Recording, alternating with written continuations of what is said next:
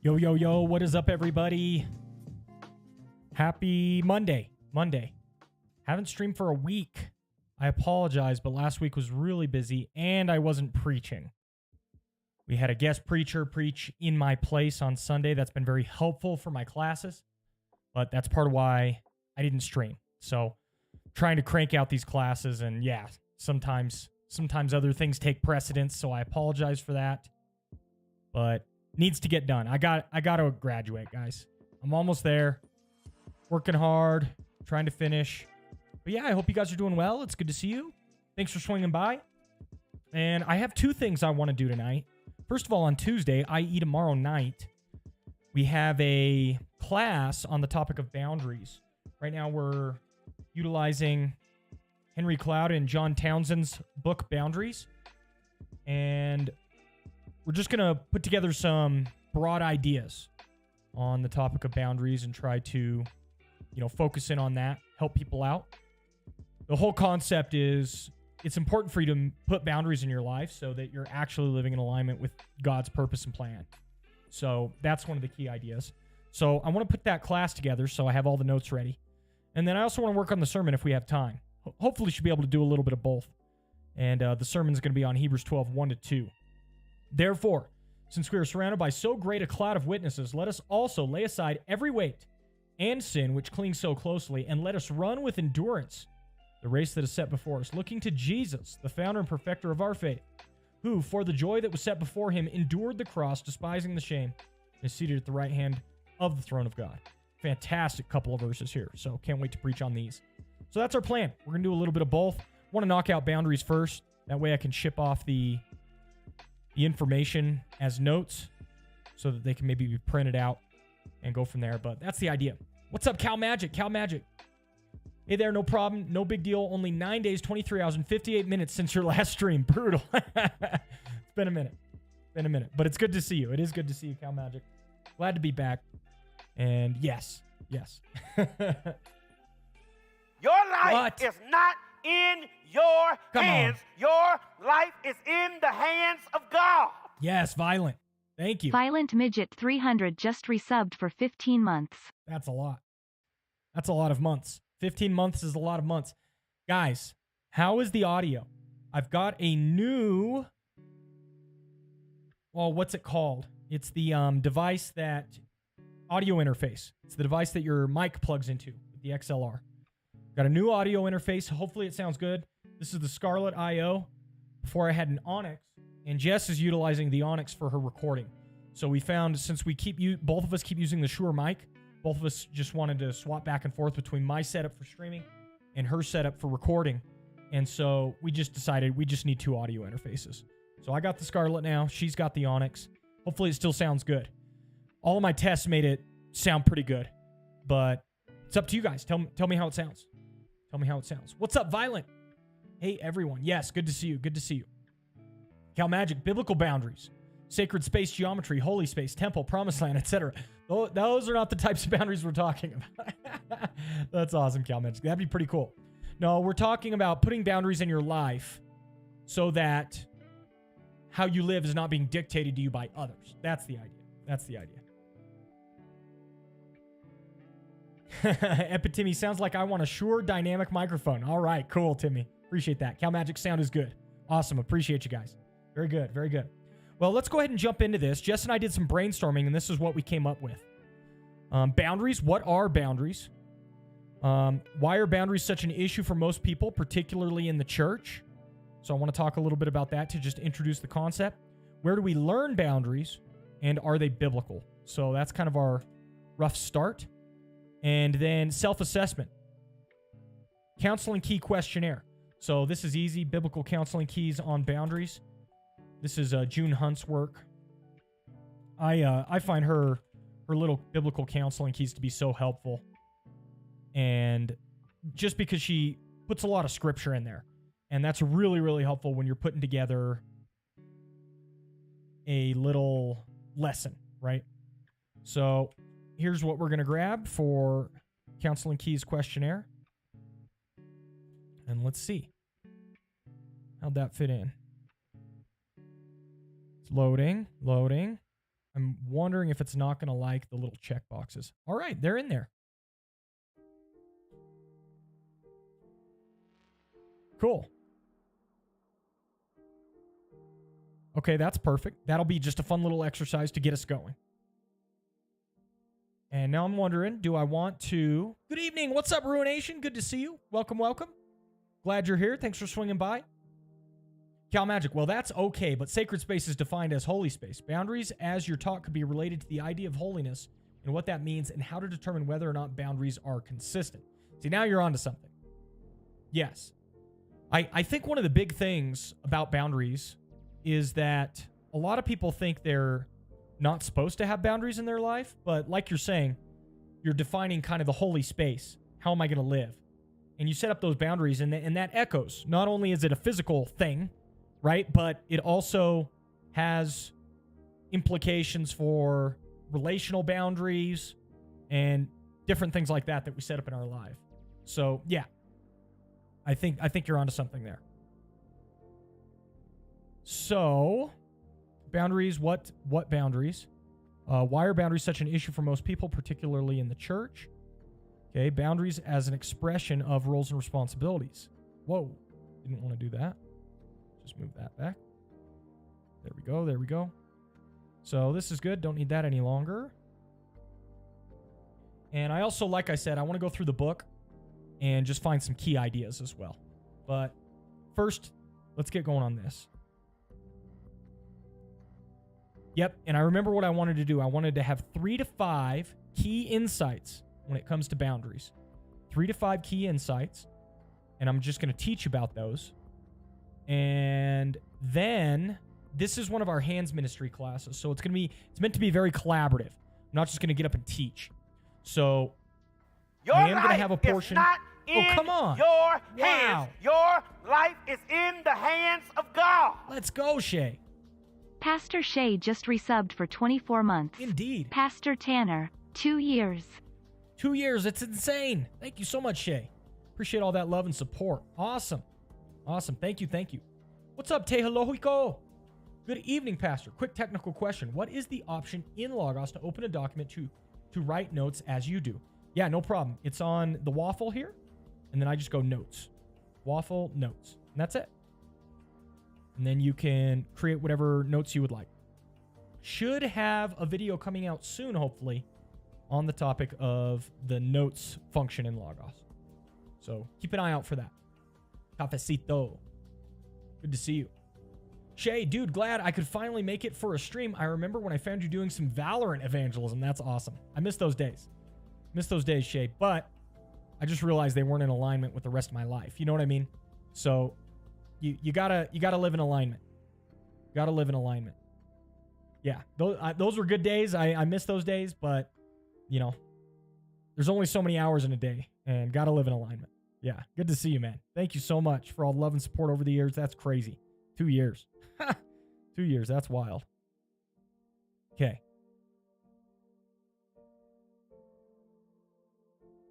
Genesis garden example. Boundaries is an expression of roles and responsibilities. So this is first key idea. Second key idea.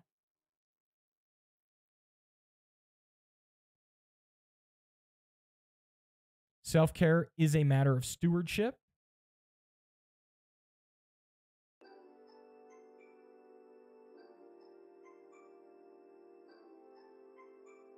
Okay, so we got our key ideas here.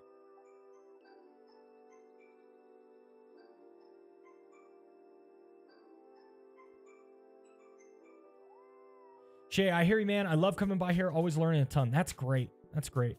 Glad to hear it. There's this quote I love from Contemplative Pastor on boundaries. And we had noted this. This is such a good quote.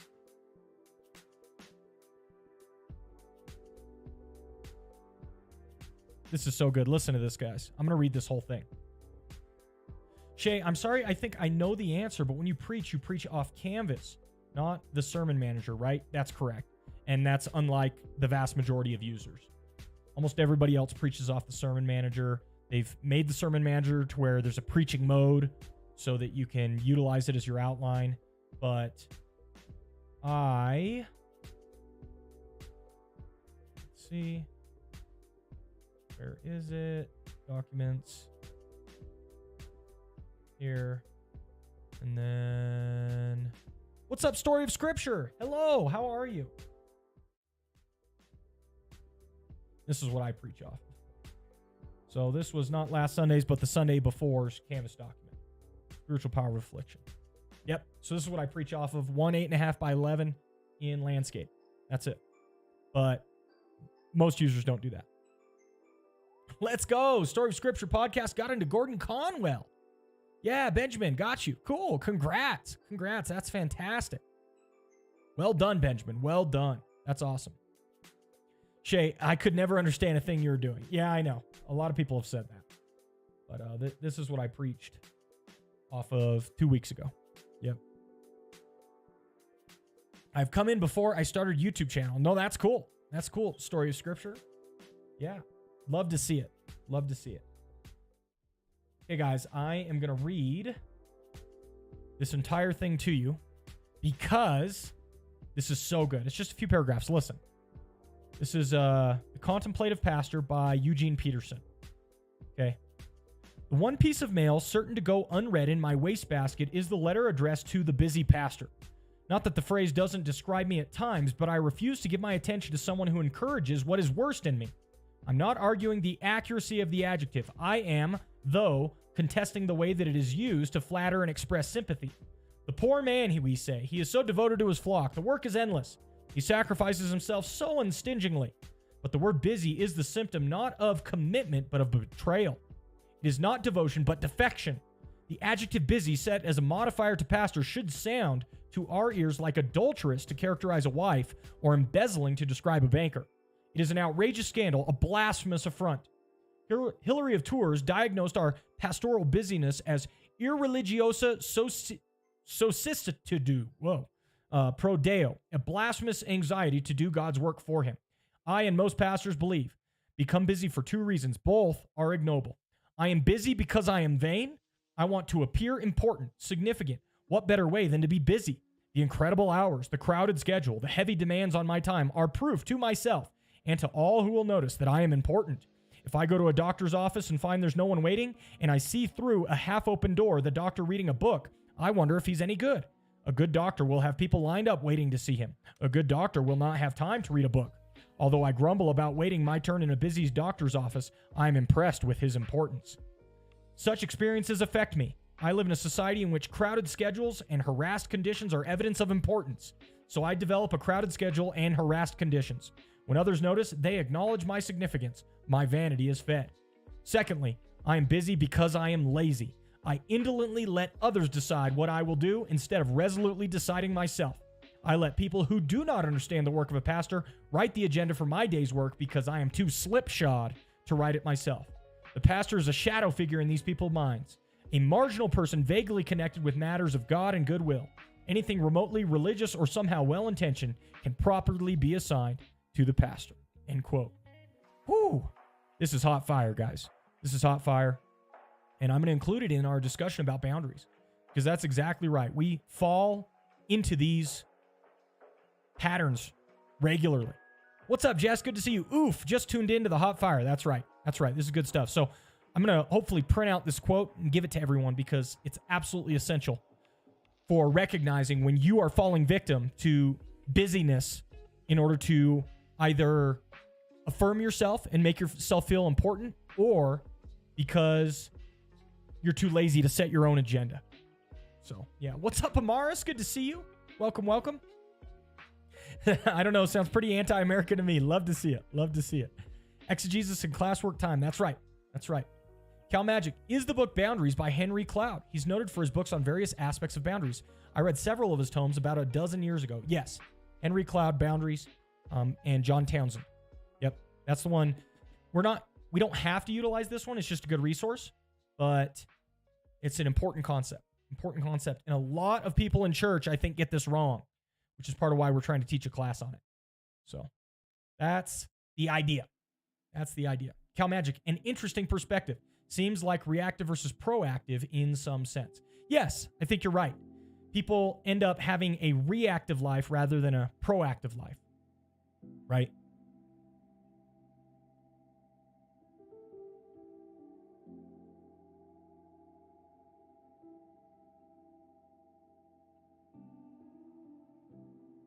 Okay, let's see. I kind of want to quote this whole section, but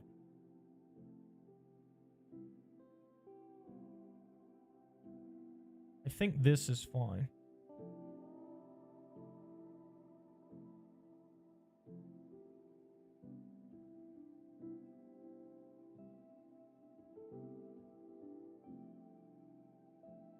Just trying to figure out how much to grab. Benjamin, any advice on what classes to take first? I am in the MATS program, only 2 classes a semester, going for biblical languages concentration. Man, concentrating on biblical languages. I would probably start with those. Those are going to be some of your hardest classes. So I'd throw yourself into Greek or Hebrew, whichever one you're more inclined towards. That would probably be what I would go for. Those are some of the hardest classes. So if you can do those, you're good. Now, if you're worried that you need to get up to speed, right? That you feel like you don't want to do the hardest classes up front, you need to get used to the program, then I would pick the classes with which you are already most familiar. So if you've already done some study in systematic theology, for example, you could knock those out. I did my systematic theology very early on because I'd already researched a lot. I took the Greek Logos course. It was great. Then you might just go for Greek. Yeah, that's probably what I would do. Jesse Lee, victim to the urgent. That's right, victim to the urgent. Cal Magic. What? PT doesn't set boundaries for his wife? Paul is spinning in his grave. Love to see it. Okay, so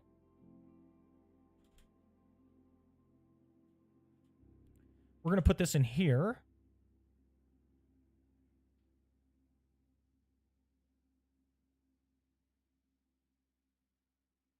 Boom. This is Eugene Peterson.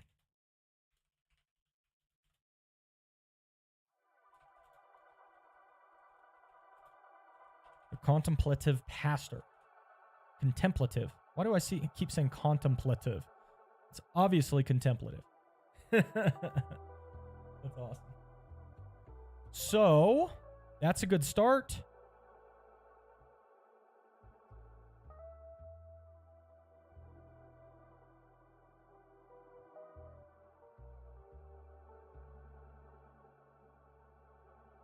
Jess, do you recall what we want to talk about on this boundaries, what boundaries section?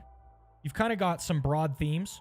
Why are boundaries such an issue, particularly in the church? Where do we learn boundaries? Are they biblical? Do I need to add anything to this, or do you think we're good on this? We're just opening up the idea. I know the assessment is really going to get us going, but I just wanted to make sure I wasn't missing whether or not we needed to flesh this out a little bit more. Pastor Shay, Eugene Peterson, I don't know, PT, you're getting all liberal on me now. LOL, JK. No, there is it's kind of, I wouldn't say known, but there's a pretty broad perspective out there that essentially says Eugene Peterson is kind of liberal, you know. But I love his book, The Contemplative Pastor. Really, really good. I want to read all of his work, to be honest. I know, stuff like this looks so good. Oops. Christ Plays in 10,000 Places, a conversation on spiritual theology. Yeah, yes. But he is known to be, you know, he's known to be a little bit more liberal. Not completely, but, you know, there are certain conservative types who don't want to have anything to do with him. You know what I mean? And I know you're joking, Shay, but there is that perspective out there. Shay, I really enjoyed his book called Letters to the Younger Pastor or something like that. It was good. Yeah, I find him very, very helpful. So, anyway, let's wait to see if Jess wants to flesh this out.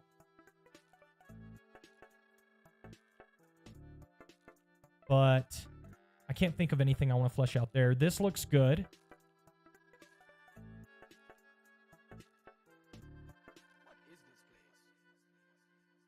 And this is the tree.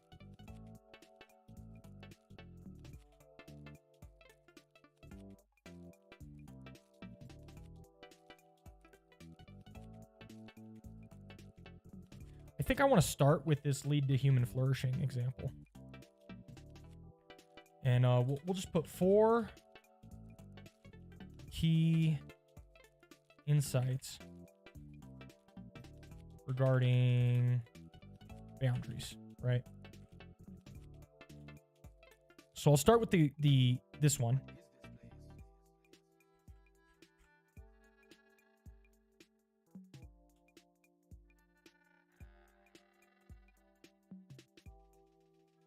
And I want the stewardship comment to be last.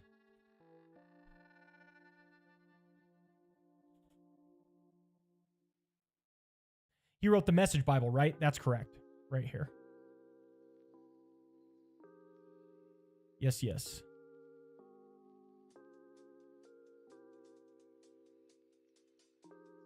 Let's see. Let's compare to ESV in our current text.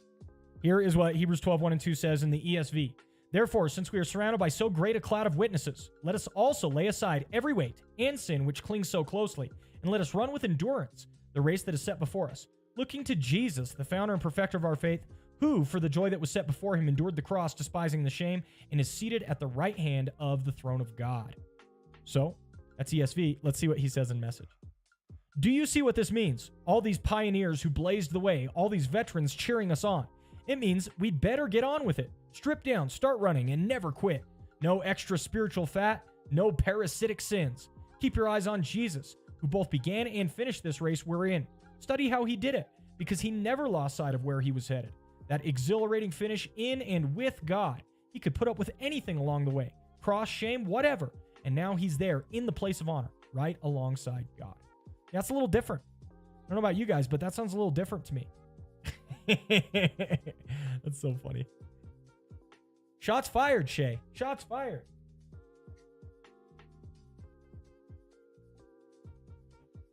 All right. So I think we have everything we need. We've got our checklist. That's going to grab people's attention. Our 4 key insights.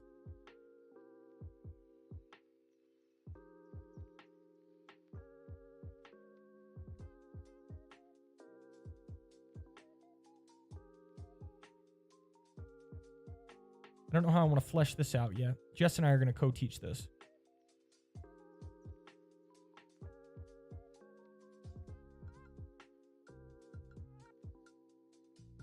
Yep. This is good. This is good.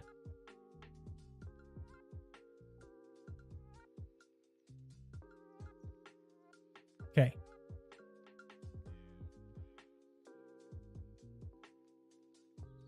These are good. Let's see. Benjamin, someone got up and shared something from the Passion Translation. I nearly vomited in my mouth this past Sunday during worship. It's hard to walk the balance of sharing truth and walking it out in love. I know what you mean, Benjamin. Did they ever put that one in Logos?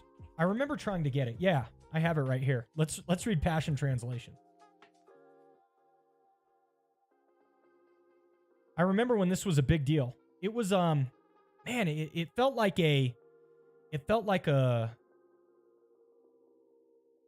almost like a drive-by hit, if that makes sense, right?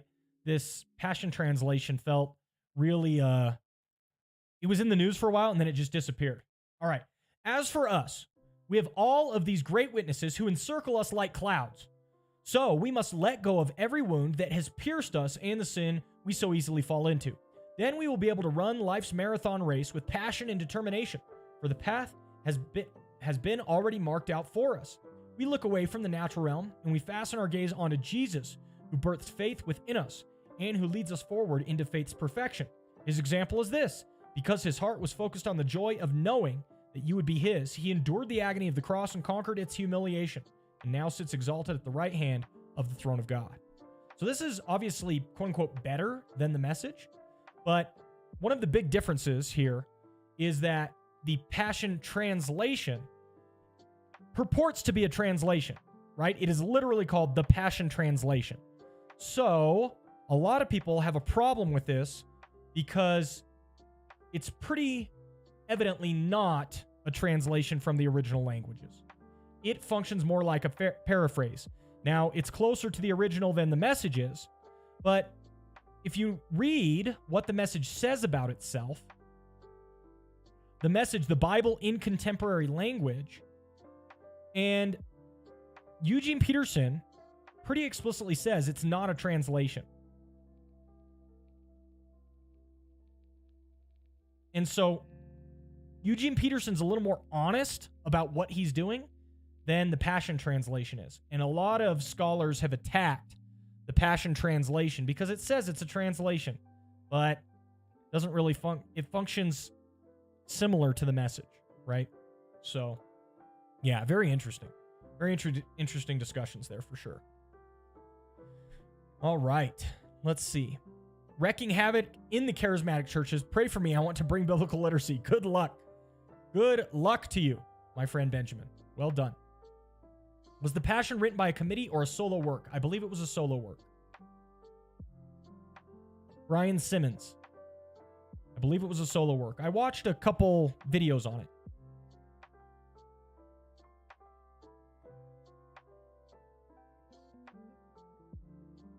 Yeah. I believe it was solo. Cal Magic, we got 6 inches of snow this past Sunday. Didn't last 24 hours. Immediately melted off. That's pretty cool. Nice. Yes, if we got 6 inches, it would stick for another 2 months. Shay, one of the first things I check with translations is Isaiah 7:14 to see if they use the word virgin, because I think that is so key. Yeah, very interesting. Cal Magic, solo work, ergo paraphrase. Yeah, it's hard without a good committee to come up with something better than a paraphrase, right? Oh, is this not even the full Bible? I tried to go to Isaiah and it's not even the full Bible. The Passion is only the New Testament? Yeah, it's only the New Testament. What does he say in Isaiah 7:14? So the master is going to give you a sign anyway. Watch for this. A girl who is presently a virgin will get pregnant, shall bear a son, and name him Emmanuel, God with us. Well, Eugene Peterson didn't shy away on that one. That might even be more explicit than many English translations. Interesting. Okay, I think I've got all of our information here. So I don't want to teach too much. I definitely don't want to teach too much. So here's what I'm going to do now. We need to come up with scenarios where you might have to exercise boundaries in your life. Okay? So can anyone think of a hard, difficult scenario where you might have to exercise boundaries in your life? Okay? And I'm going to glance through Cloud at this point, looking for scenarios, right?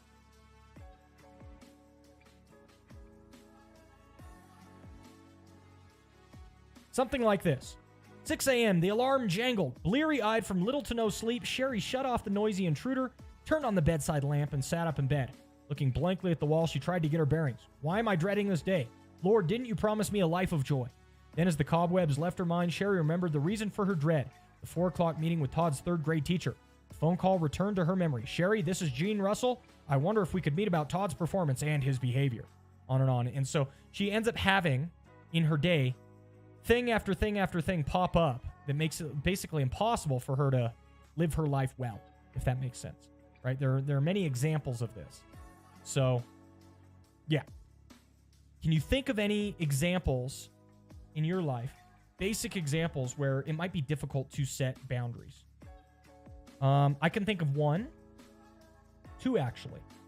I can think of boundaries imposed by family members, okay? So family members.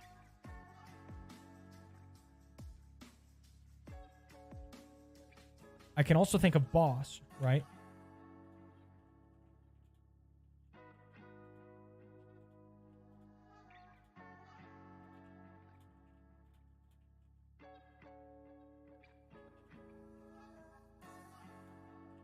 So if your boss demands overtime of you, right, or family members essentially demand too much from you. Okay. Cal Magic, message blocked. There you go, Cal Magic. There you go. Pastor Shay, I think it's so weird that some translations do shy away from it. Yep, I got you. Amaris, as a pastor, it's always a struggle to balance the boundary of family time versus church work time. Yep. And so I might bring up one there as well. Church work time. Amaris, I have to make a point to set aside days that are family days, wherein I won't do any other business that day. That's helpful. Yep. So we've got practical tips.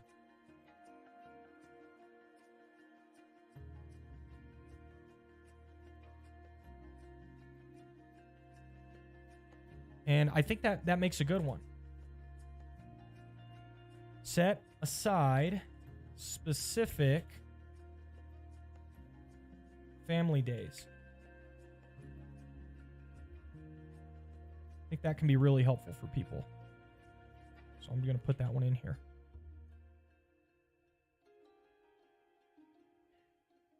Shay, I've got one for me right now. I have a student that is always wanting to reach out and talk about her mental issues, and I need to put a boundary on what I talk about her with for the safety of a number of things in ministry. Great example. Great example, Shay. It doesn't just have to be time, okay? So this is a perfect example, Shay. Doesn't just have to be time. This is a boundary surrounding what is appropriate or inappropriate conversation. Key. Absolutely key. Very good example. Tough line to walk. I understand, Shay. Absolutely. Absolutely. There's never enough time, Amara says, to do all the ministry things that needs to constantly be done. There's always more sermon prep to do, more people to visit with, more evangelization that could happen, etc. 100%. Yep. That's a great one. So ministry stuff. Cal Magic, getting too close to the opposite sex causes many problems for pastors and generally men a lot. Yes, exactly. Yeah, you guys nailed it. That's a very important one. Very, very important one. And it's so easy for those boundaries to get crossed, right? So I think that's perfect.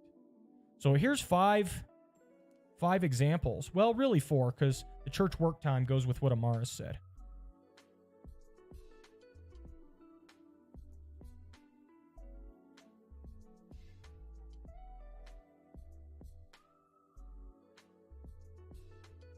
So I think that's a perfect example. And I want to spend a lot of the class. Again, this is a hands-based ministry class, which is our focus is on practical living. Okay? So I'm giving 4 key insights regarding boundaries. And once I teach the 4 key insights, then we're going to talk about practical tips and examples. And it's all about facilitating good discussion. Okay. Cal Magic, postmodern thought is great at confusing boundaries. Yes, no doubt about that. Because oftentimes there's just either an implicit or an explicit attitude that there's no such thing as truth. You know, reality is what you make of it, etc.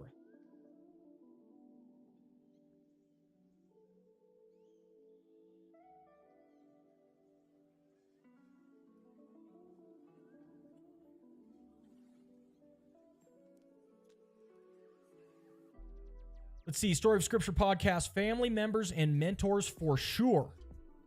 Yes, absolutely. Family members, mentors, both of that need help.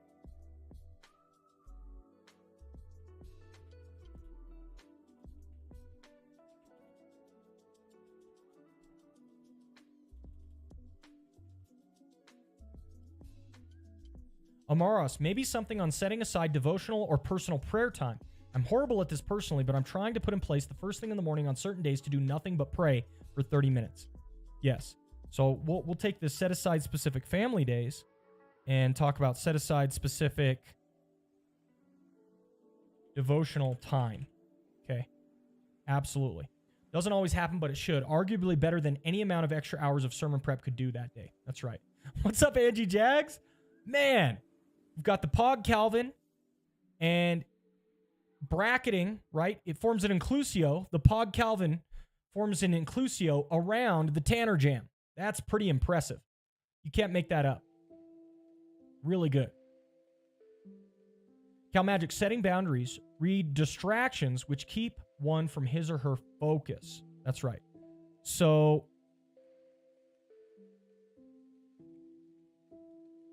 let's see, Proverbs. Yes. So true. So true. So I think I'm going to put this one here that Cal Magic is bringing up.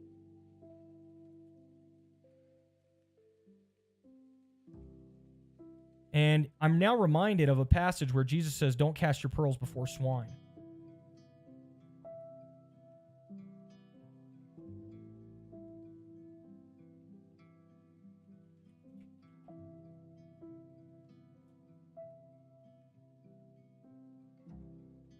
Do not give what is holy to dogs. Do not throw your pearls before swine, lest they trample them under feet and tear you to pieces. Oof. That sounds rough, buddy. So, what do I usually do? Is it passages? Oh dear. I shouldn't have clicked that button. Oh, wow. That's pretty cool, actually. I don't use that function enough. Whoa! That's pretty cool. Analysis. I should probably stop clicking these, to be honest. Fuzzy. Right here. Matthew 7:6.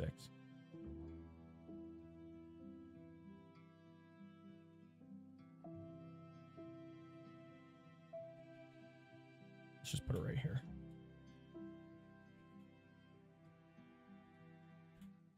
Perfect. Perfect, perfect. Doing good. What's up, Aaron? Good to see you. Hey, Pastor Tanner, I wanted to thank you for all the Logos videos you did, as you helped me make the best package choice for my budget. Love your videos. Thank you, Aaron.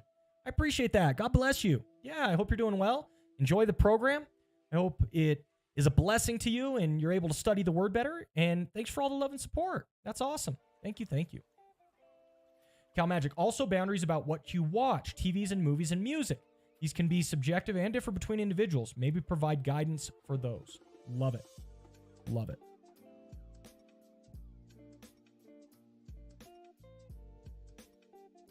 And to me, that goes here. Number 5.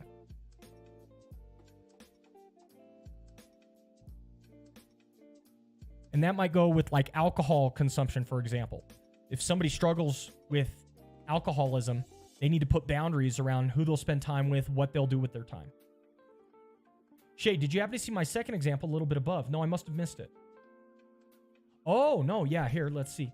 Another one I was dealing with last year was a student who was suicidal, wanted to always stay talking with him, and I found it created a huge burden in my own heart, so I need to step back and create boundaries for my own mental health. That's so good, Shay. Yep. So this can be not only sexual,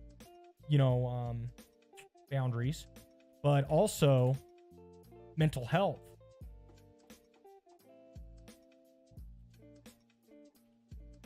And this reminds me of people who are, I don't know if you've heard of, what are they called? There's a name for people who are like this. Oh, it's on the tip of my tongue. I can't remember it. Borderline.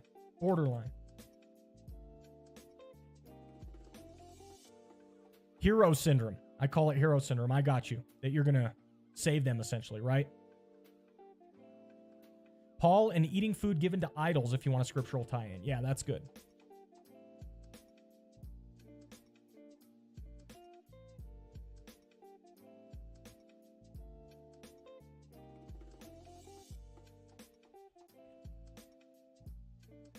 And I'm going to put that hero syndrome. Because that's right. You can't save everybody. You've got to know your limits and what you're capable of. What God has called you to do.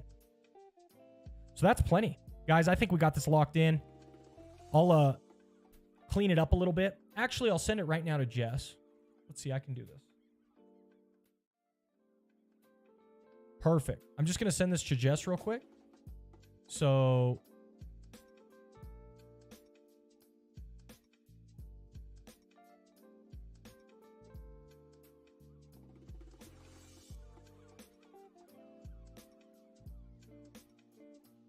actually, I'm going to send it to our secretary.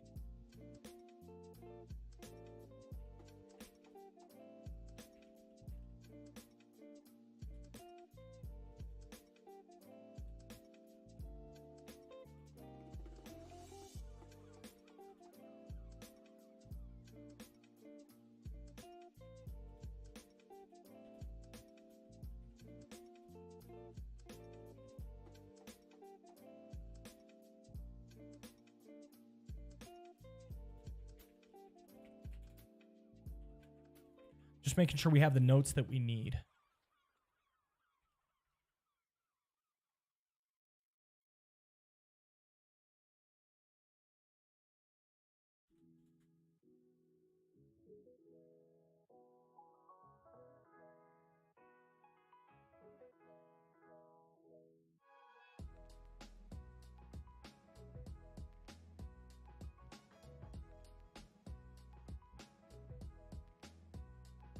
Shay, all right, PT, I need to head out and get prepped for my systematic theological study with students. Talking about the doctrine of hell and eternal versus annihilationism tonight. Wow, that's going to be a tough one. Best of luck. Best of luck, Shay. Thanks for swinging by. Thanks for hanging out. And yeah, good luck with that one. Talk to you soon, okay? Take it easy. Okay, so I put our checklist in there.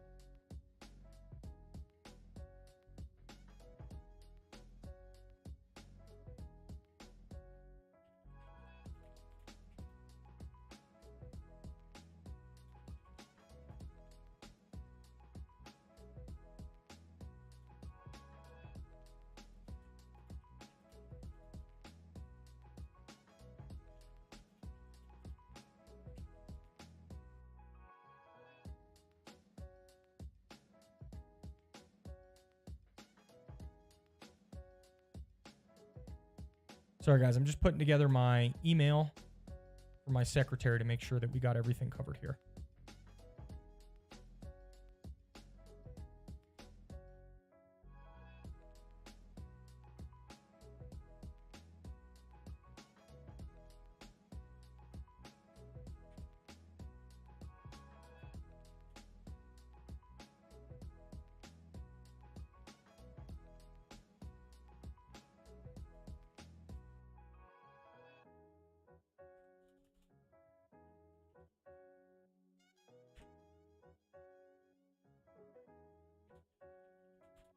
And I'm just grabbing my quote here.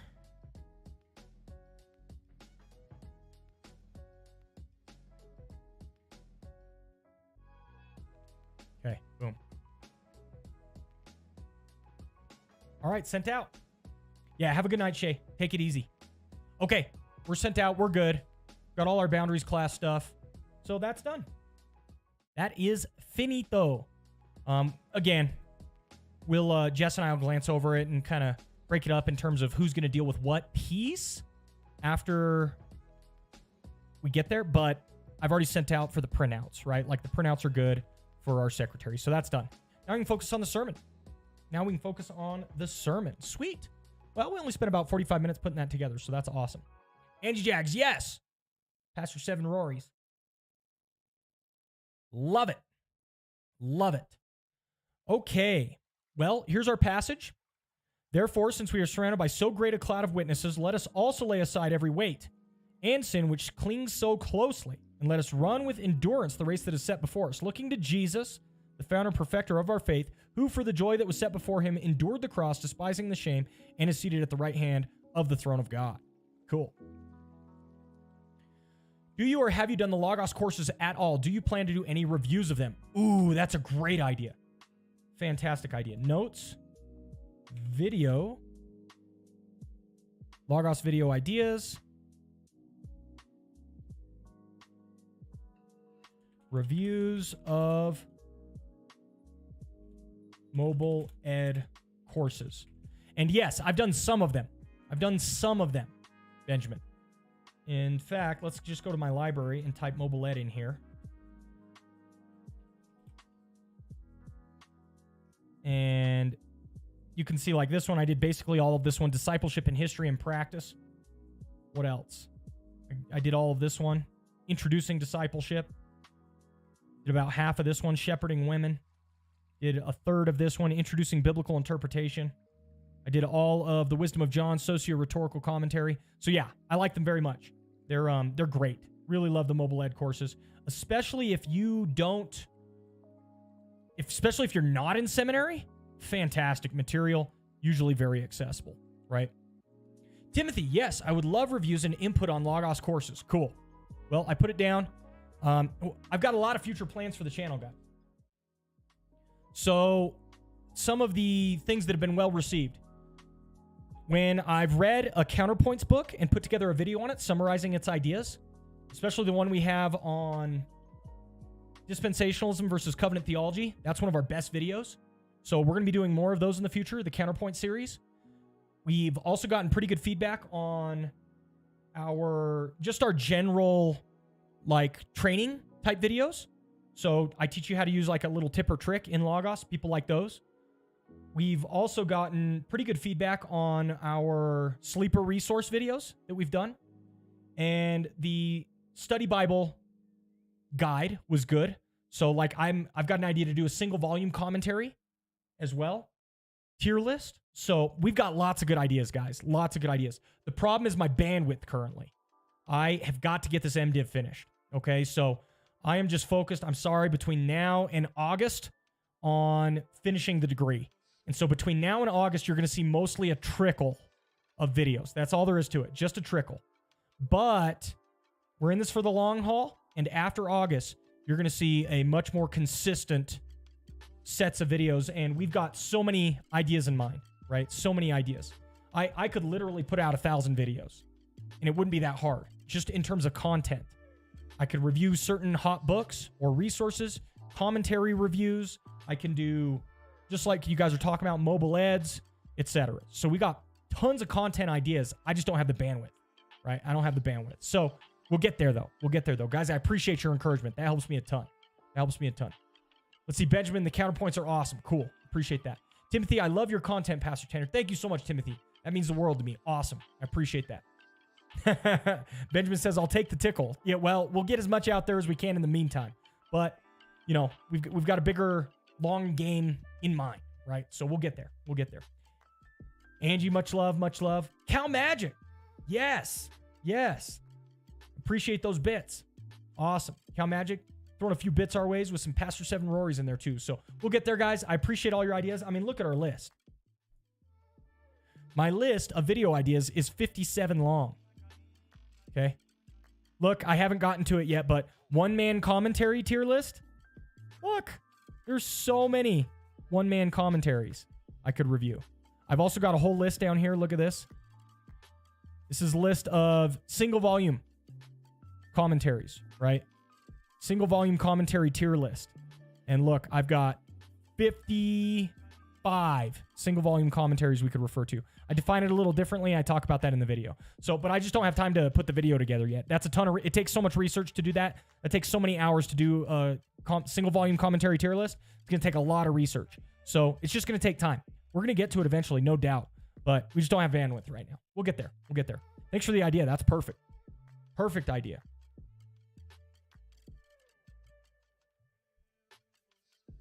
Let's see. Benjamin says, Heiser did an amazing take on the cloud of witnesses.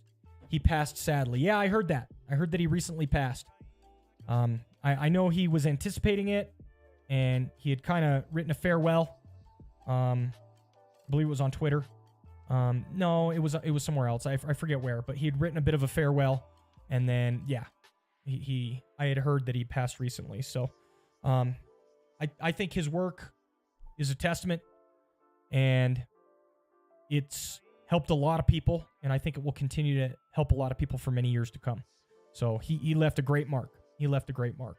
But I was really sad to see him pass. Yeah. It's a bummer. Okay. Well, let's go ahead and start jumping in to Hebrews 12, 1 and 2. And let's do a passage guide. I like the passage guide. Just getting in there. And we might do some... You know, I haven't utilized these yet. I put together some collections, and I appended them to the front of my passage guide, okay? So this is a collection with all of my Bible translations. And here's the idea, guys. There are often commentators who do their own translation of the text. They absolutely do their own translation of the text, and those will get lost unless you reference those exact commentaries. And so I put together a little collection, all translations, and I can go ahead and grab. So, for example, well, this one's already taken here, but I can grab the Cambridge Paragraph Bible of the Authorized, etc. Like here, Commentary on Gospels, Volume 1, St. Matthew text. What this means is Thomas Summers actually did his own translation. He did his own translation of the passage, okay? Oh no, that was only for Matthew. But he referenced and that's the one thing you got to remember if you're going to put something like this together. You're going to have to open each of these, right? So this is Commentary Critical and Practical by Jamieson Fawcett Brown, but it's on the Old Testament and they're referencing Hebrews 12:2 here. So you just got to be careful on that. But I find this to be helpful, that you can actually open up each of these translations where they have actually translated. And again, it might just be a commentator, right?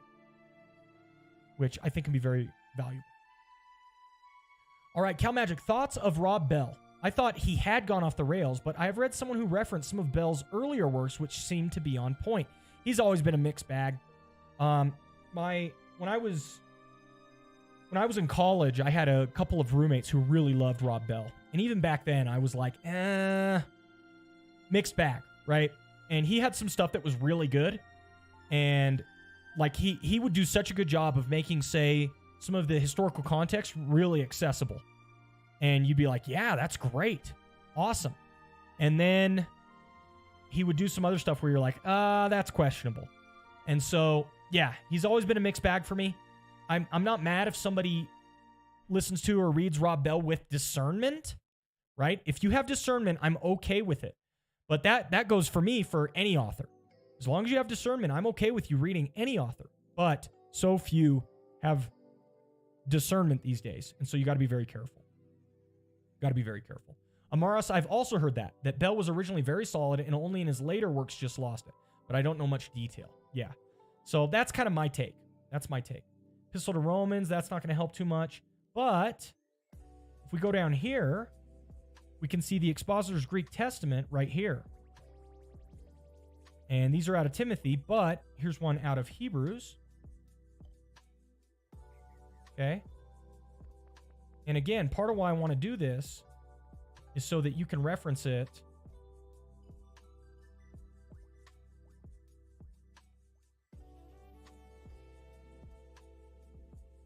And let's do 12:1.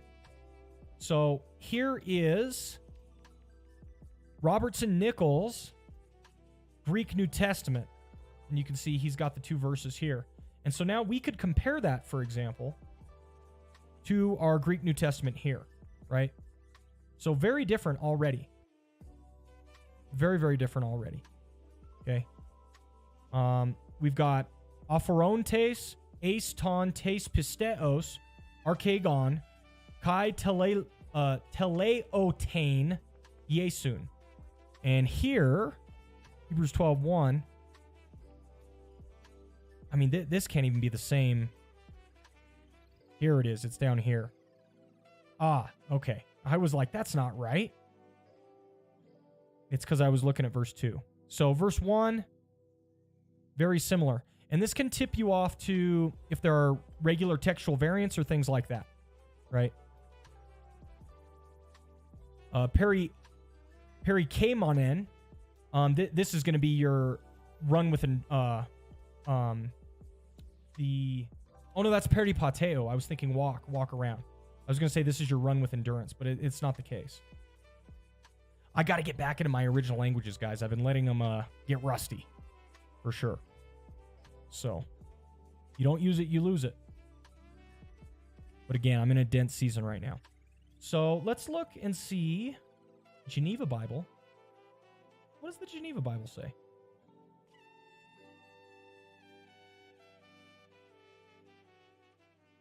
Wherefore, let us also, seeing that we are compassed with so great a cloud of witnesses, cast away everything that presseth down, and the sin that hangeth so fast on. Let us run with patience the race that is set before us. You can go to my language study group when I go to seminary. Nice. I might need to tap into that. You really got to use your original languages. So once you get them, read your Greek New Testament, all that type of stuff. It's going to be very helpful for you. It's so easy to let it lapse. And then you have to do double work to get caught back up, you know? So, looking unto Jesus, the author and finisher of our faith, who for the joy that was set before him endured the cross and despised the shame, and is set at the right hand of the throne of God. Founder and perfecter. See, this is a situation where you can kind of bring up some of the older translations. If you say author and finisher, right? That's pretty cool. Founder and perfecter. Author and finisher. And this comes from the Geneva Bible. Okay. Founder and perfecter, author and finisher. For the joy that was set before him endured the cross. For the joy that was set before him endured the cross. Surprisingly similar. Despise the shame, despising the shame. See at the right hand of God. Is set at the right hand of the throne of God. Throne of God. Okay. So those are both there. Seeing we are surrounded.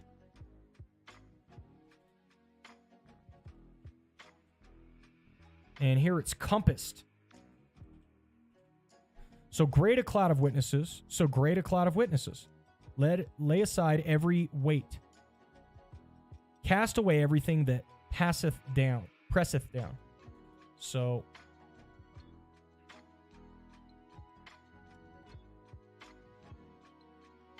I think people like to hear the different translations at times. It's something, one thing I've noticed, I need to get better about this, guys. I don't have like a consistent approach. You know what I mean? Like, you guys have seen me sermon prep enough times now. I kind of wing it. You know, I follow whatever whim I have. And that's a good way to miss something. I want to, after I graduate, I want to create a full process for sermon prep that I always go through. Even if I skip certain sections, I know I'm skipping them, right? But I need to put all that together after I graduate.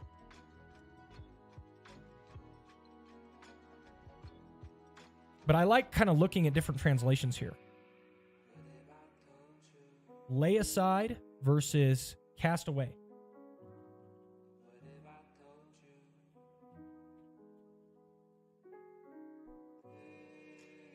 Sin which clings so closely, everything that presseth down. So sin is actually explicitly referenced here. Sin, which clings so closely. But here it says everything that presseth down. So let's go ahead and look at the original languages here.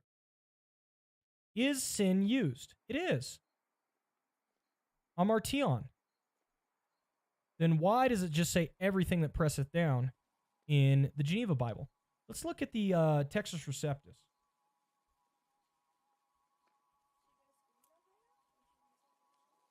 I'm curious. Stephanus will be fine. Sure, the Geneva is similar. There's Hamartion. Stephanus' Textus Receptus. So it's in there. It's in there. Timothy, you could create your own sermon prep workflow in Logos, I think. Yes, absolutely, Timothy. And then I believe I could share it. I could create like a video about it and share it. Amaris, I have a rough outline of how I build sermons. I could share it with you if you want. I will say I have my own old process that I just haven't used in a while, if that makes sense, right? Like when I first started teaching and preaching, and go ahead and send it to me if it's no big deal, Amaris, I might check it out. But it's not for lack of, it's not like I lack direction here, because in the past, I have put together a full sermon prep process, but I haven't been consistent about using it. Once I've gotten busy with ministry, I just haven't utilized it as consistently as I'd like. That's been my problem, right? But I may check it out. So if you want to send it to me, I might check it out. But no promises. Don't go like out of your way to do it, right? Everything that presseth down versus clings so closely. Okay.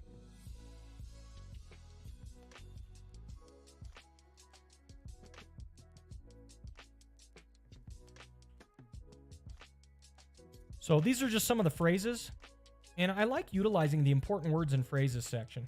Let's open not only a passage guide, but one that you guys see me rarely open, and that's the exegetical guide. Check it out. The exegetical guide can be super helpful because it's got the important words section here. And Logos does a pretty good job of highlighting what some of the most important words are for you to latch onto, right? So that's pretty helpful. And the word-by-word analysis is obviously super nice because you can dig through and do your full exegesis right there. So, yeah. The exegetical guide is one that I've used in the past as well. But you know what has happened is I just have found so little... I don't know how to put it. I'm always looking for what I can glean out of a resource in the shortest amount of time possible because I'm so busy, right?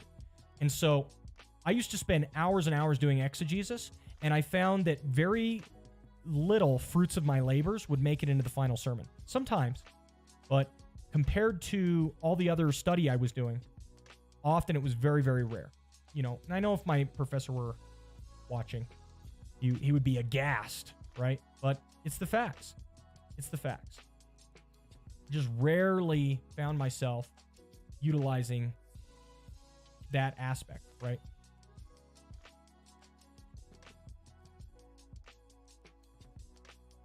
Cal Magic, I can't get a study procedure down either. I start off good, but something always grabs me that causes me to focus. However, somehow I always get finished with a good feeling. Yeah, I agree. And it's almost like I told somebody today, actually, I said, the most creative thing I do every week is prepare my sermon. And it's like you're talking about, that good feeling. There's a creativity to it. You know, there's a paint by numbers approach that you can take. Absolutely. And that doesn't mean you can't create a work of art either, just because you have rules. But the fact of the matter is that there's a certain element of creativity, intuition, inspiration, imagination that comes into play when you are preparing a lesson or a sermon.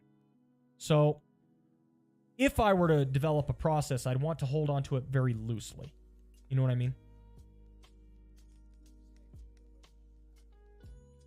All right, Hebrews 12:1. Therefore, since we have such a great cloud of witnesses surrounding us, putting aside every weight and the sin that so easily ensnares us, let us run with patient endurance the race that has been set before us. Instead of ensnares, the earliest development manuscripts has distracts. In the Greek, these words are very similar, with the weight of the manuscript evidence favoring ensnares. The difference is slight. In both cases, the sin is in danger of preventing the race from being run. Yeah. Let's go ahead and check out comfort. And he does have it. The ensnaring sin or the easily distracting sin, right? Let's see. Euperistaton versus euperisposton. Yeah, you can see how a scribe might mess that up. Euperistaton versus euperisposton. Euperisposton, right? Comfort says, Textus Receptus, Westcott and Hort, Nestle Allen reading has abundant testimony and seems to make good sense. If indeed euperistaton means ensnaring or constricting. A lexical problem stemming from the fact that this word appears nowhere else in the previous or contemporary Greek literature, so its meaning has to be conjectured. In this context, the sense seems to be that the Christian runner is called upon to free himself from the sin that ensnares him or clings to him. The variant reading, though slimly supported, is found in the earliest witness, P46, and its later ally, 1739, which is one of the 10th century minuscules. Zuntz considered it unquestionably original because it supplies the perfect word for the metaphor. As ogkos, weight, is liable to hamper the Christian athlete. Thus, sin is liable to divert him from his goal. Indeed, the whole point of the passage is to encourage believers to run the race without distraction. Many scholars have favored this reading. See the list in Lane. But not one translation has adopted it. In deference to the antiquity of P46, the NEB translators added a marginal note that says one witness reads the sin which too easily distracts us. The NRSV and REB translators also added a note. Ah, yes, good old P46 causes no end of problems for text critics. Exactly. Super early, but pretty alone. That's so funny. Love to see it.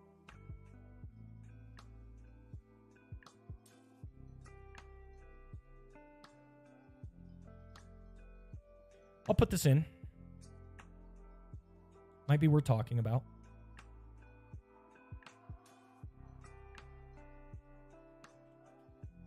So it's all focused on hangeth so fast on, clings so closely.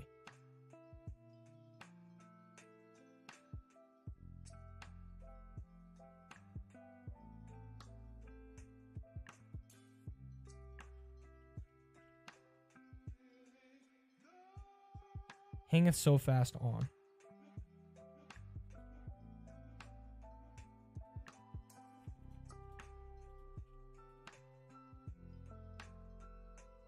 Guys, I'm almost done with Hebrews to Revelation. Does anyone want to guess my paper topic? Anyone want to guess what I'm going to write my paper on for Hebrews to Revelation? So, for context, we do Hebrews, James, 1 Peter, 2 Peter, 1st, 2nd, and 3rd John, Jude, and Revelation. Okay? So I'd have to write my paper on something within that corpus. Right? What's up, Lion Exchange? Hello, Pastor Tanner. Been a while. How have you been? I've been fantastic. How have you been? How have you been? Hope you've been well. Very good to see you. The reading, euperipaston, easily distracting, which occurs in only a few manuscripts, may have been an error in copying or a deliberate change. Renderings of tain euperistaton include the sin that clings so closely. Same thing. Yep. Same thing. Same thing. Ruination typology. I love you, Ruination. I love you. I wanted to actually do the metaphysics of the author of the book of Hebrews, but my professor didn't seem too keen on that suggestion. So I actually almost did something quite similar, Ruination. Line Exchange, I've been wanting to catch you and the chat live because I know I could look for quality advice here. Sorry for interrupting the preparation. No, it's perfect. But I am considering a D-Min pursuit. What are some important things I should be considering? Oof. Lion, I'm woefully inadequate to help you when it comes to this. Because I haven't gotten there myself, Lion, I haven't jumped into this as far as I want to. Okay, I'll tell you some of my thoughts, though. I'll tell you some of my thoughts. Look, this is, take all of my info with a grain of salt here. Because I'm just trying to finish my MDiv, and then I'm going to pursue further either PhD, D-Min, all that type of stuff. I'm going to pursue that afterwards, okay? So I haven't done my own research and study here, so take all of it with a massive grain of salt. But I'll tell you what my initial approach is going to be. I have an area of study that I want to focus on, okay? I have certain themes or topics that are interesting to me that I think I can move the needle on. And so I'm going to my plan is to contact professors that are strong in those particular areas. Okay, professors who really know what they're talking about, know what they're doing in those particular areas. So that's going to be my approach. My hope is to contact professors that are really well known in those fields and try to get some time with them so I could get their advice on where to go further. Either they might know somebody who would essentially be my, it's not a mentor, but you know what I mean? You have a professor who kind of guides you through your work in those areas. Or they could point me to a particular seminary or something like that that might be helpful for me. So first, Lion, I would get in your head, like, what is it that you want to pursue? What is it that you want to study? What is it that you feel like you can give a unique contribution to? What area of study is it that grips you and you can't let go of it, right? Cal Magic, PhD advisor. There you go. Exactly. So I plan on contacting multiple professors that are really strong in the field I'm interested in and getting some advice from them. So I'll just give an example. One professor I'm almost certainly going to contact is Peter Leithart. Peter Leithart has written a lot in areas that are of heavy interest for me. So he's going to be worth contacting regardless. And then I'm hoping I can share with him some of my areas of focus and my areas of study.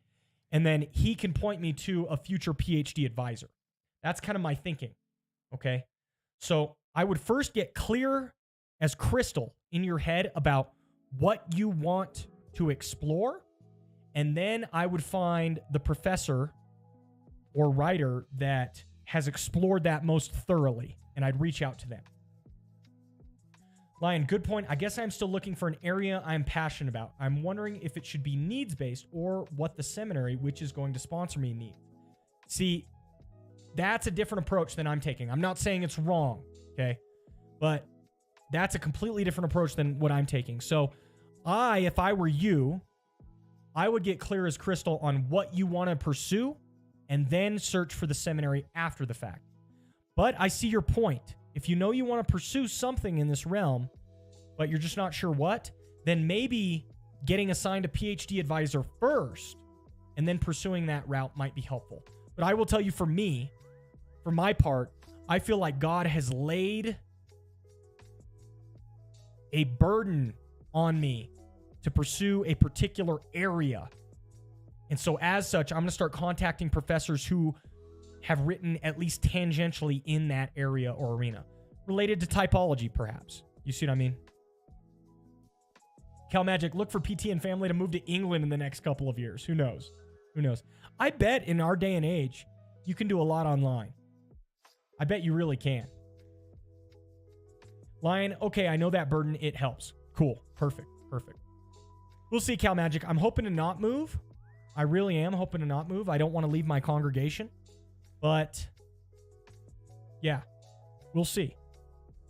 Maybe somebody will or will not work with me remotely. Amaris, I would love to go for a PhD in Europe, but it's a long shot, and I'll probably be 50 before I do it. LOL. That's amazing. Thank you, Pastor Tanner. Yes, my pleasure. Good luck, Lion. Good luck. All right, we've done some textual considerations. We know the textual variant. Let's just look at a couple more well-known English translations. Okay? All translations. Let's check out. We recently did the Legacy Bible.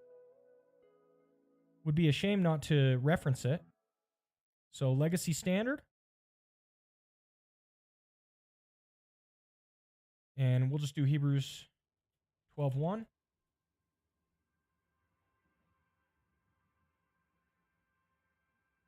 And let's see what the Legacy Standard says. Therefore, since we have so great a cloud of witnesses surrounding us, so this is surrounding, and this is the LSB.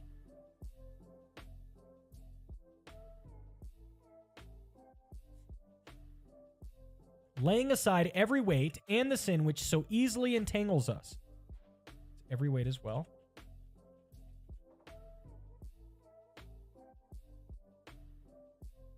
Entangles us, clings so closely.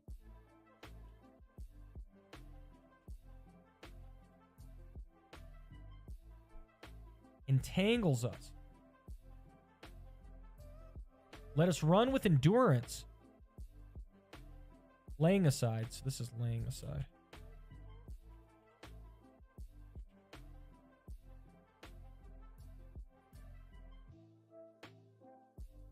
Fixing our eyes on Jesus, the author and perfecter. They have author and perfecter. Founder and perfecter, author and perfecter. Who for the joy set before him endured the cross, despising the shame, and sat down at the right hand of the throne of God. Okay, that's pretty cool. Let's, that was Legacy Standard. Let's try the NET. I like the NET, guys. And I recently found, I didn't notice this before, guys. I recently found that I have the second edition NET. The NET notes are treated differently between the two editions. Okay, so if you go to the NET, in the first one, the NET Bible notes are a different, notice here, first edition notes. The NET Bible notes are a separate thing. They function like a study Bible, okay? But in the new one, the Bible, the NET Bible, is just the translation itself. And if you want the notes, you have to hover over the footnotes. It's very fascinating.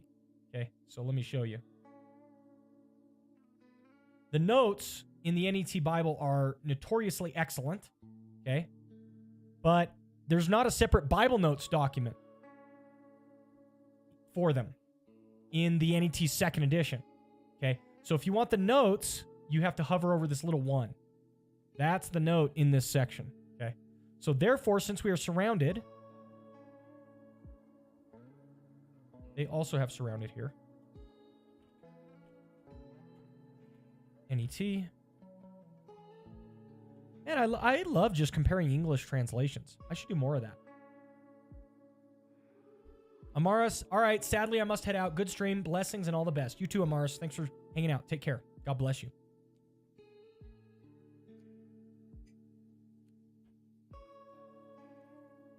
All right, surrounded. Such a great cloud of witnesses. That's been consistent. We must get rid of. Get rid of.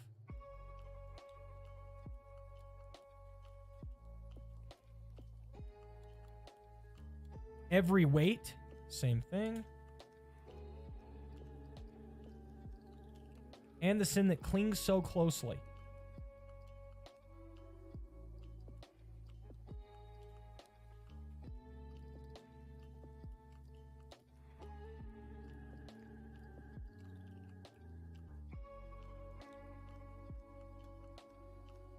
And the pioneer and perfecter.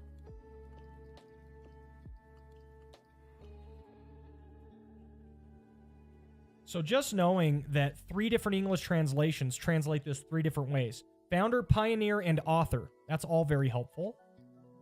And they all translate the second word, perfecter. Perfecter, perfecter, perfecter. Now the Geneva goes with the LSB for author, but then has finisher. But of course, that's an older, more classic translation. So, pretty cool. Should we do one more translation? Let's do one more English translation. Let's try New Living. I like New Living. It's a little more paraphrasey, but it might be cool. Let's see what they put.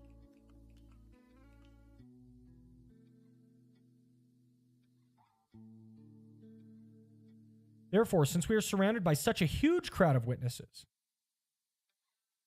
so surrounded. And this is the NLT. Huge crowd of witnesses to the life of faith. Let us strip off every weight.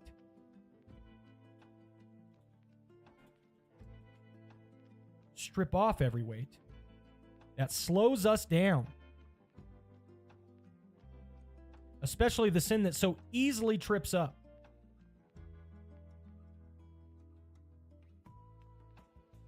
So they go with every weight. But slows us down.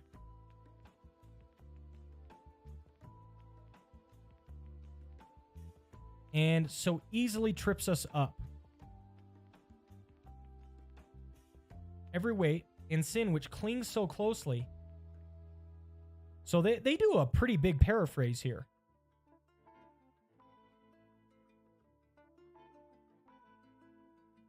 So I'm going to put slows us down.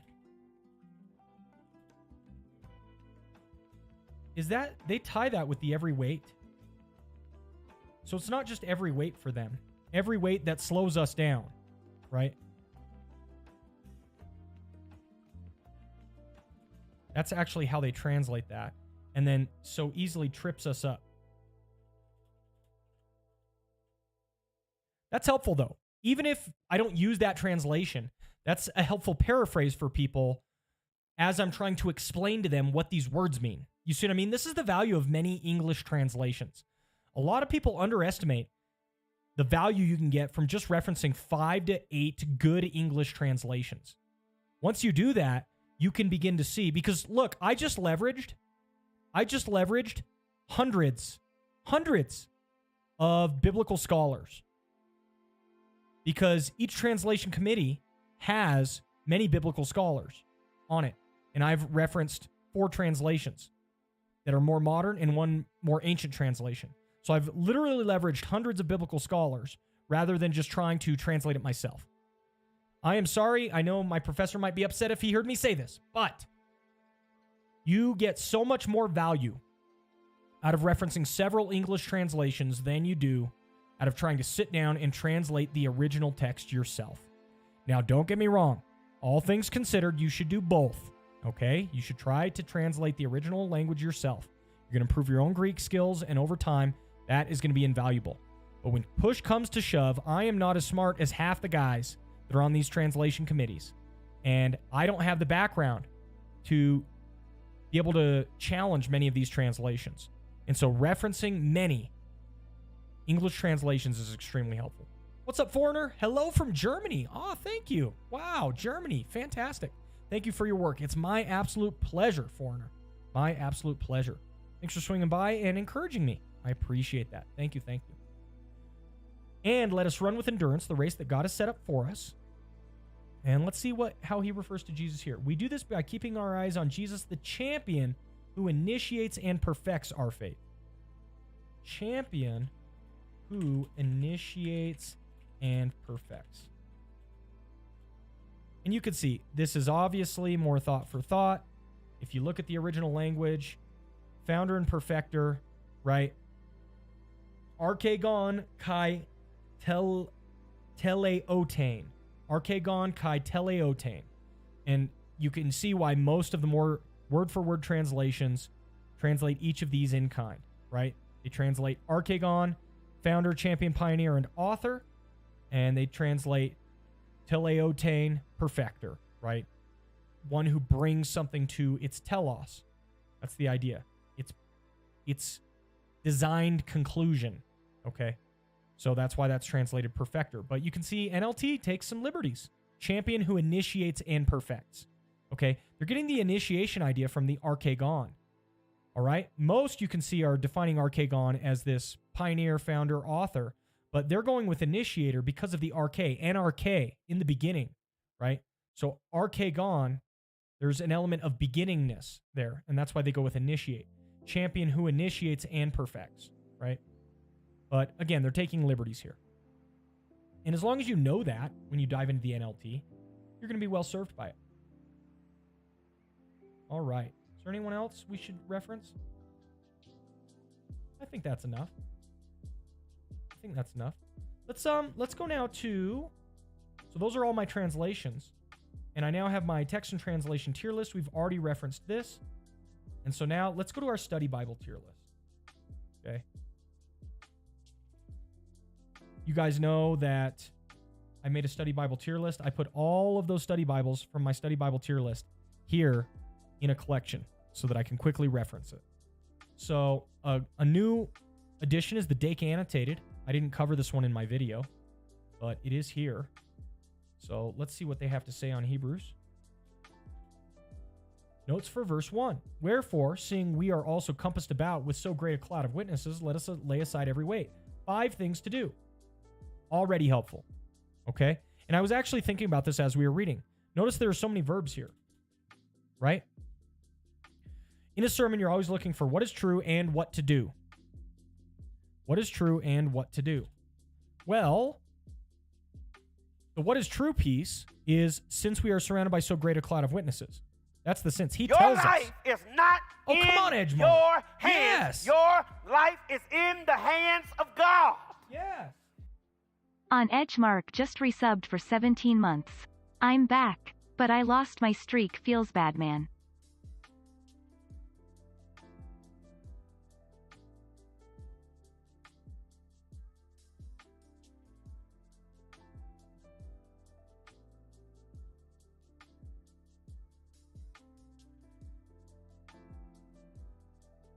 Edgemark. Yes. Good to see you. I'm back, but I've lost my streak. That does feel bad, man.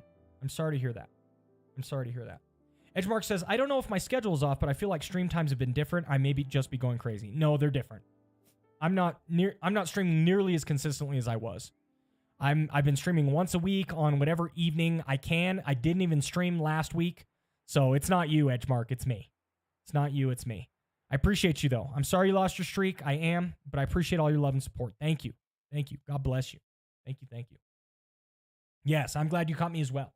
Glad you caught me as well. It's good to see you, man. Good to see you. Okay, so let's take a look at this, guys. What is true since we are surrounded by so great a cloud of witnesses?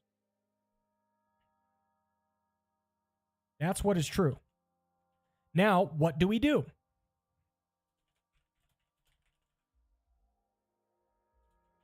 What to do? We're supposed to do lay aside every weight and sin which clings so closely. And that's almost like 2. Run with endurance.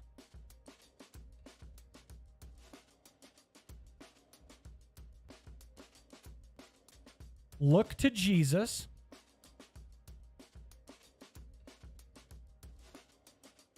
And look to Jesus, right? There you go. So I see 3 things immediately of what to do, right? Ruination heading out. Thanks for hanging. Have a good night, PT. You as well. You as well. Now, Dake, let's see what they say. They say lay aside every weight. Lay aside the sin. Okay. So they separate these. Lay aside weights. Lay aside sins. Okay. Run with patience the race set before us. Look to Jesus and then consider him. So there you go. We easily have 3. If you want to separate out sin from weight, that's 4. And then if you want to put in this consider him, see, that comes in verse 3. Consider him who endured. So Dake, we have 3 or 4 that we can go with. Cal Magic, congregation may wonder who the cloud of witnesses is. So yes, I'm going to have to make reference to them, Cal Magic. But I have been preaching on them. That's the whole of Hebrews 11. So it's a good point. I need to bring it up, right? But it's going to be something I can drop in there quick because I've been preaching on them for months.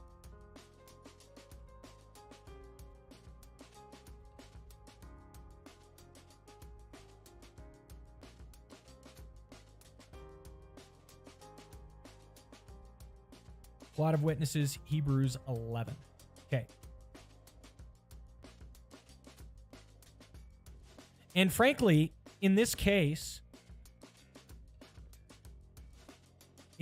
our sermon, the proposition is writing itself, right?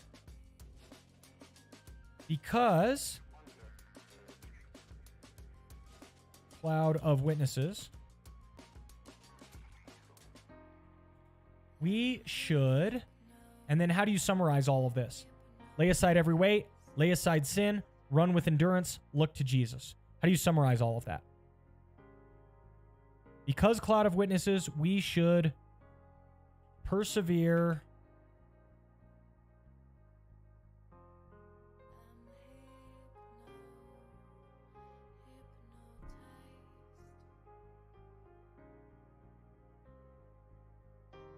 I'm going to have to end soon. I just received a phone call that I need to follow up on. So I'm going to have to end soon. Okay?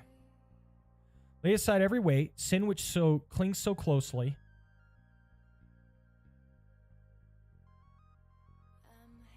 So how do we summarize?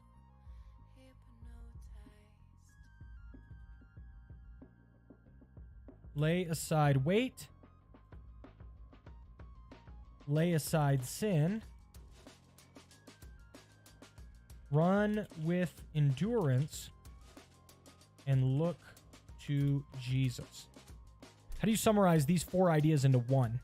That's really the proposition. With the goal of heaven on our heart. Yes.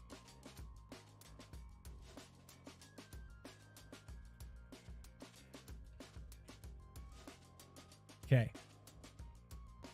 Lay aside weight, lay aside sin, run with endurance, look to Jesus. So these are 2 negatives and 2 positives. Run with endurance, looking to Jesus, lay aside weights, and lay aside sins. So you have to do 2 negative things, and then you have to do 2 positive things. But they're all united around one theme. And it's this running. That's the whole image. That's why you have to get the weight off. That's why you have to get the sin off. Because they're going to weigh you down. If you're running, you can't be weighed down. Because cloud of witnesses, we should run. It's not just run. It's something like prepare.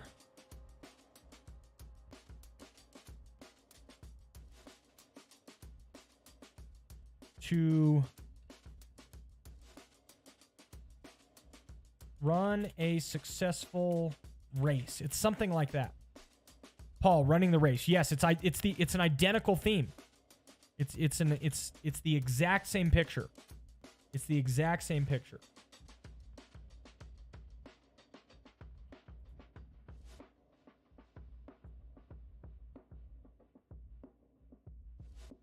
First Corinthians 9.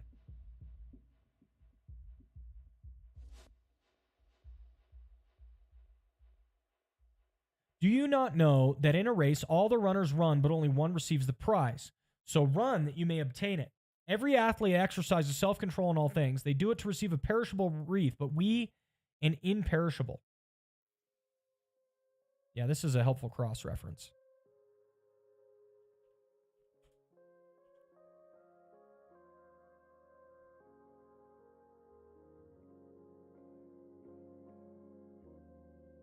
We should prepare to run a successful race and then run it, right? It's something like that.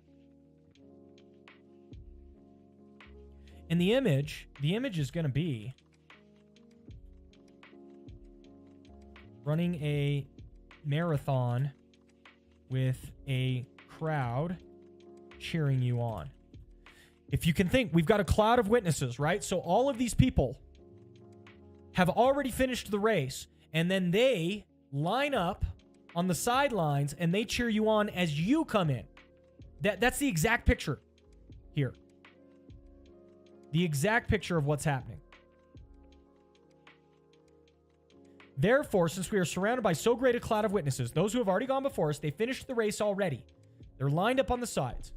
We're surrounded by such a great cloud of witnesses. This should encourage us to keep running. Let us also lay aside every weight and sin which clings so closely. Take the weights off.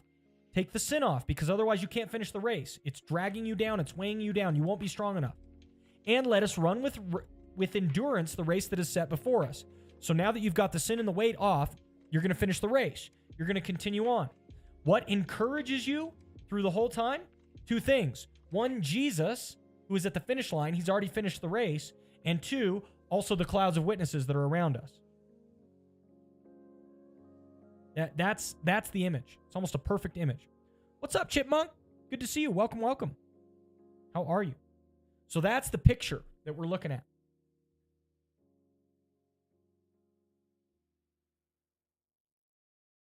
So we should prepare to run a successful race and then run it.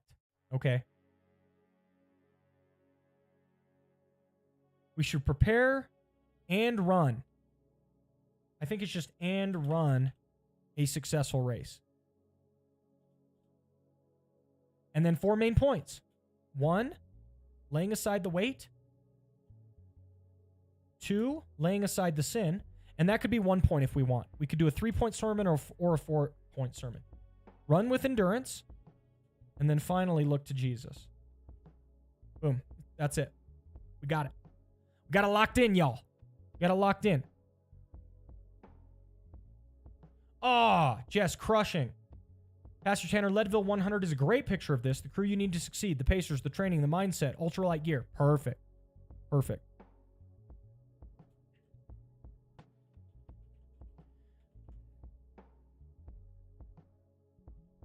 The tearfully beautiful finish. Yes. These are all good things. Oh, no. I might crash it. I might have crashed it. Let's see. Nope, it's still going. Cool. All right, guys. So I've got Endure for Joy here. It's just a placeholder for right now. We've got our intro. Okay, we've got all our colors of arrows. Boom. Boom. Boom. Hebrews 12, 1 and 2. Boom, locked in. We've got our proposition. Because we are surrounded by so great a cloud of witnesses.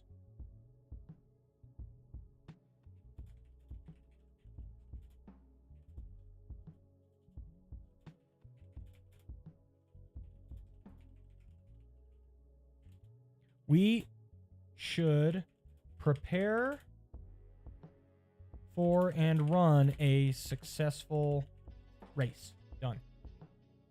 So there's the proposition locked in. Put that in yellow as well.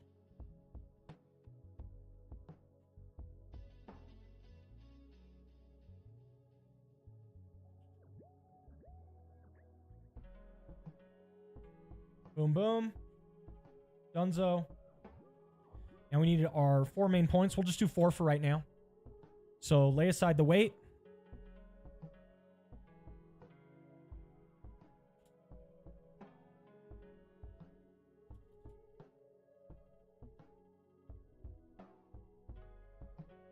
In blue.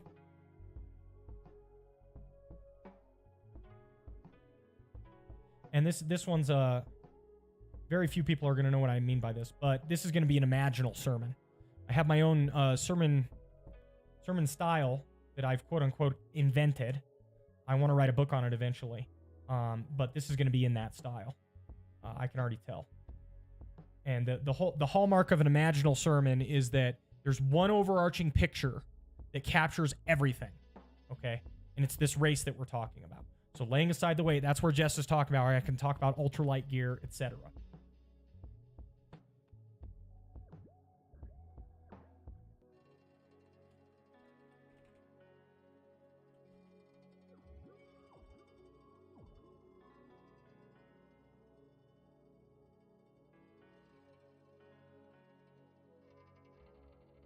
Lay aside sin.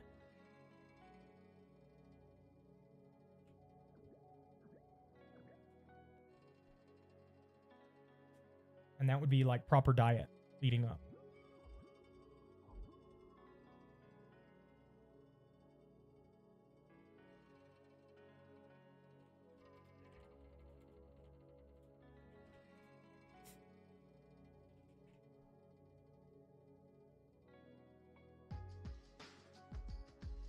Then, run with endurance. You've got to actually get out on the course.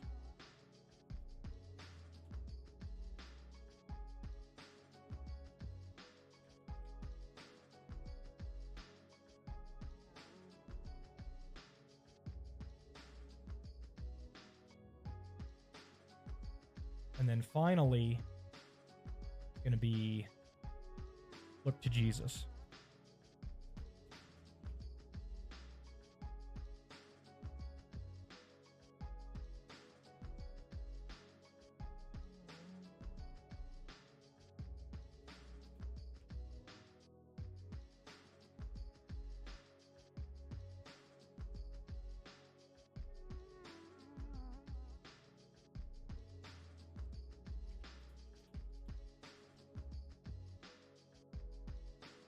That's it.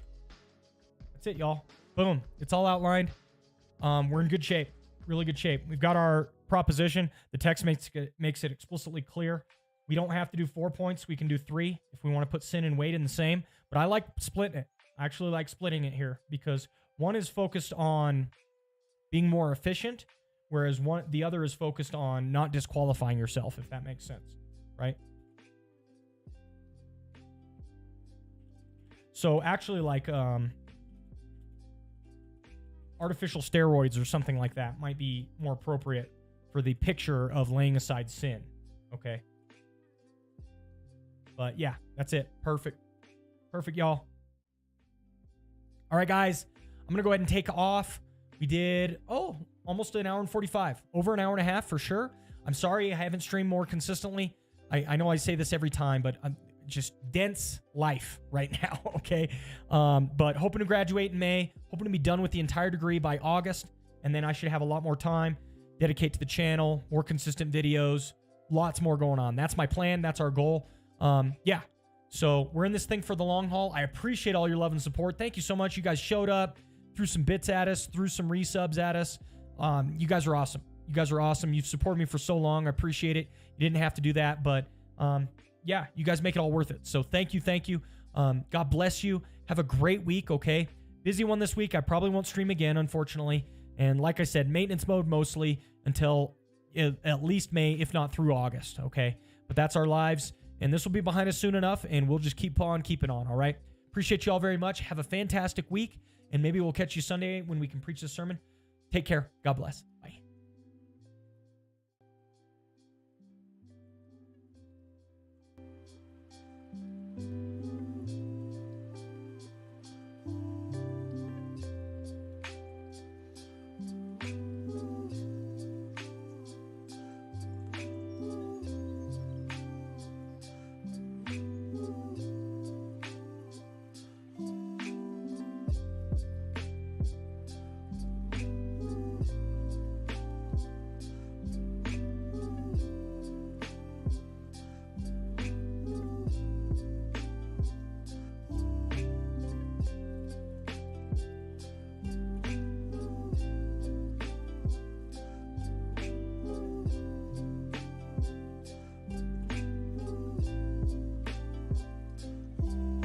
They must be stopped.